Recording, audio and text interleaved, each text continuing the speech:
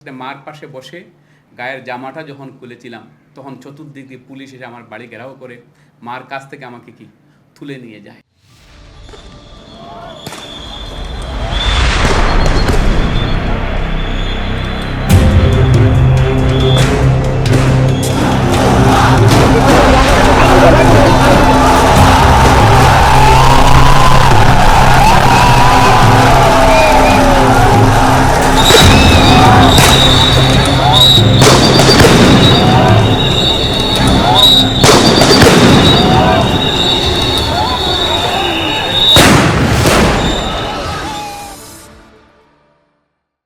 পরিবার যে মা হিসাবে, ভাই হিসাবে, স্ত্রী হিসাবে, সন্তান হিসাবে মা বাবার তো একটা টেনশন ছিলই।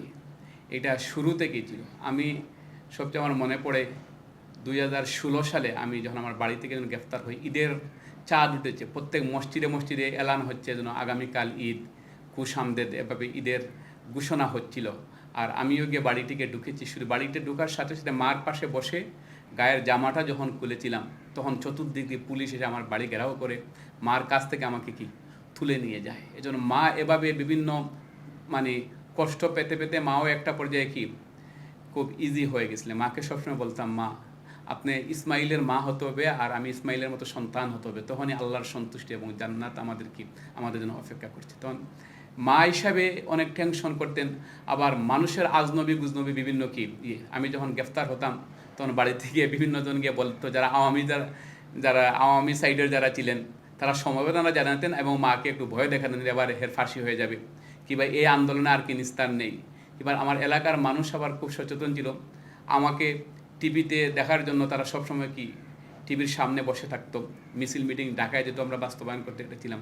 কিন্তু পরিবার, স্ত্রী সবাই খুব সংক্ষিপ্ত থাকতেন, কিন্তু সবাই আন্দোলনের সাথে সম্পৃক্ত হওয়ার কারণে আমরা দেশ এবং জাতির কল্যাণে ইসলামী আন্দোলনের প্রয়োজনে আমাদের এই ভূমিকাটায় তারা সন্তুষ্ট ছিলেন।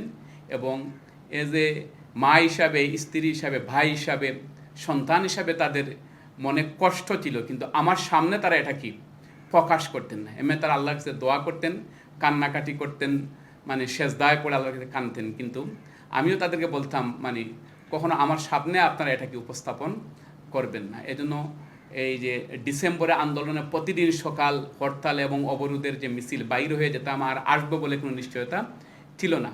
প্রতিদিনই বিদায় নিয়ে যেতাম এবং 17 জুলাই আগস্টের আন্দোলনে বিদায় নিয়েই বাইরে থেকে পরিবার পরিজন থেকে বাইরে হয়েছি। হয়তো আর ফিরে যাওয়ার কোনো স্বপ্ন ছিল না। আজকে যতটুকু জীবন ফিরে পেয়েছি, যতটুকু আজকে বেঁচে আছে, এটা আল্লাহর একান্ত মেহেরবানি। যে পরিমাণ গুলি আমাদের উপর দিয়ে গেছে, আমাদের চোখের সামনে বাইরে শাহাদাত বরণ করেছেন, আল্লাহ কি কারণে আমাদেরকে রেখেছেন, আল্লাহরই ভালো পরিকল্পনা। কিন্তু এই পরিমাণ গুলি, এই পরিমাণ নির্যাতনের জুলুম নির্যাতনের যে অবস্থা ছিল, এই জায়গা থেকে যতটুকু বেঁচে আছে এটা আল্লাহ তাআলার একান্ত মেহেরবানি। কিন্তু পরিবার পরিজন সবাই টেনশন করতেন, বাট আন্দোলনের ভূমিকা রাখার ক্ষেত্রে তারা কখনো নিরুৎসাহিত করতেন না।